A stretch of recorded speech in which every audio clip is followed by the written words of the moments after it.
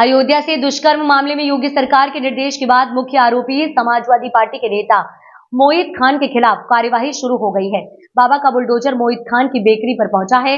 तस्वीरों में साफ साफ देख सकते हैं कि बुलडोजर से ध्वस्तीकरण का कार्य किया जा रहा है। इससे पहले बेकरी में छापेमारी की गई। बेकरी के अंदर बने सामान को सैंपलिंग के लिए भिजवाया गया।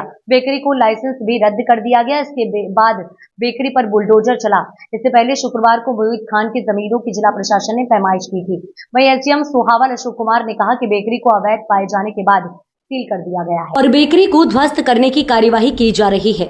विकास प्राधिकरण के सचिव सत्येंद्र सिंह का कहना है कि यहां पर बेकरी चलती थी और एसडीएम सोहावल की ओर से जांच की गई तो तालाब की जमीन पर अवैध कब्जा पाया गया है, जिसके तहत ध्वस्तीकरण की कार्यवाही की गई है। अभी जांच की जा रही है। जो भी तथ्य और सामने आएंगे उस पर भी कार्यवाही की जाएगी। बता दें कि बेकरी तालाब की जमीन पर 3000 स्क्वायर फीट में बनी थी। बेकरी के अलावा सपा नेता के 44 प्रॉपर्टी पर बुलडोजर चलेगा। इसमें सपा नेता का घर भी शामिल है। इसके अलावा प्रशासन ने सपा नेता की 1 करोड़ की जमीन को भी चिन्हित किया है। बता दें कि कल शुक्रवार को दुष्कर्म पीड़िता की मां ने मुख्यमंत्री योगी आदित्यनाथ से लखनऊ में मुलाकात की थी, जिसके बाद पूरा कलंदर थाना प्रभारी रतन शर्मा और भद्रसा चौकी प्रभारी अखिलेश गुप्ता को निलंबित कर दिया गया है। थाना प्रभारी और चौकी प्रभारी के खिलाफ त्वरित कार्यवाही न करने और मामला दर्ज करने में देरी पर कार्यवाही की गई है। यहाँ शॉपिंग कॉम्प्लेक्स पे भी निशानदेही की गई है और जितने अवैध हैं अभी कहाँ पैमाइश की गई, जहाँ पर ये चिन्हित किया गया है कि शासकीय के जमीन है, जैसे कि आपने देखा रास्ते की जमीन पर कब्जा किया गया है, चिन्हित कर लिया गया है, उस पर भी एक्शन होनी है।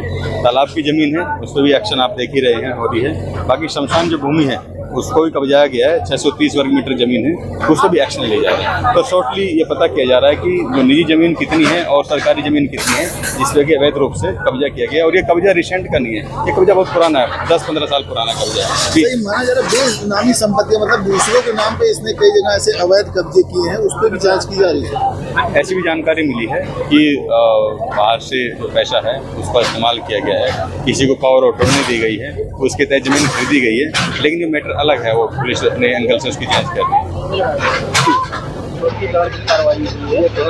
ये जो आरोपी व्यक्ति हैं उनके द्वारा सार्वजनिक तालाब और सार्वजनिक रास्ते को अतिक्रमित करके एक बेकरी बनाई गई है। तालाब की ज़मीन पर आने जाने का रास्ता बनाया गया है और रोड पर आप देख रहे होंगे एक मल्टी कॉम्प्लेक्स बनाया गया है। हमारे राजस्व की टीम ने इसका चिन्हांकन किया था।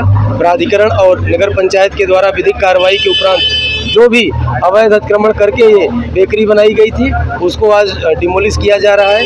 जो रोड पर बिल्डिंग है वो भी सार्वजनिक रास्ते को अतिक्रमित करके बनाई गई है, उसको भी, चूँकि वहाँ पर अभी बैंक चल रहा है, पंजाब नेशनल बैंक, जैसे ही बैंक के द्वारा परिसर खाली किया जाएगा हम कानूनी प्रक्रिया के उपरांत उस परिसर को भी खाली कराएंगे। इनके द्वारा अगर ये नहीं खाली करते हैं तो उस पर डिमोलिशन की कार्रवाई की जाएगी। नाम की जमीन मानी जा रही है। बिल्कुल, क्या कहते हैं, हमारे जिलाधिकारी के द्वारा कल ये अवगत कराया गया है कि कुछ दलित बिरादरी के और कुछ गरीब व्यक्तियों ने प्रार्थना पत्र दिया है कि आरोपी ने उनकी भी ज़मीनों पर अवैध अतिक्रमण किया है या कब्जा किया है, उनके द्वारा डराया धमकाया गया है। उसकी भी हमने राजस्व टीम बना दिया है। लगातार हमारी कई राजस्व टीम हैं जो जाँच कर रही हैं। जाँच में जैसे भी संज्ञान में आएगा कि अगर किसी भी गरीब के व्यक्ति या दलित व्यक्ति की ज़मीन पर इनके द्वारा कोई अवैध अतिक्रमण किया गया होगा तो हम नियमानुसार कानूनी कार्रवाई करते हुए उसको भी खाली करा के उन गरीब परिवारों को उनकी ज़मीन वापस दिलवाएंगे। ठीक है। तो इसके यहाँ पे बेकरी चलती थी और यहाँ पे हमारे एसडीएम सोहावल द्वारा जांच की गई। तालाब के पास ही बना हुआ है और ये तालाब की ज़मीन पर इसका कब्जा पाया गया। उसी के तहत तालाब एक रिजर्व लैंड होती है जिसपे किसी प्रकार का निर्माण किया जाना विधिक नहीं है। उसी के तहत ये यहाँ पे ध्वस्तीकरण की कार्रवाई की गई है। कितनी सर भूमि सर इसके पास अवैध जो पाई गई? अभी ये जांच चल रही है। एसडीएम सोहावल इस संबंध में जांच कर रहे हैं। कुछ भूमि और चिन्हित की गई है, उसमें उनकी रिपोर्ट आने के बाद ही पता चलेगा कि कितनी चिन्हित हो पाई है। सर जिसमें बैंक बना इस पर भी चलेगी? अब इस पर जांच चल रही है।